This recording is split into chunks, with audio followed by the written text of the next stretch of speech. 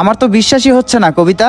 হ্যাঁ নিশাদ, তোমার সাথে আমি 1 বছর ধরে রিলেশন করতেছি, তুমি আমাকে একটা আইফোন দিতে পারো নাই, আর সে আমাকে 1 রাতের জন্য একটা আইফোন আর 2 লাখ টাকা দিবে। এবার তুমিই বলো, এরকম একটা ভালো অফার কেউ হাতছাড়া করতে চায়? আর বাই দ্য ওয়ে, আমার যা মনে হয় যে এই অফারটা রাজি হবে না সে একটা বোকা, আর আমি বোকা হতে চাই না, ঠিক আছে?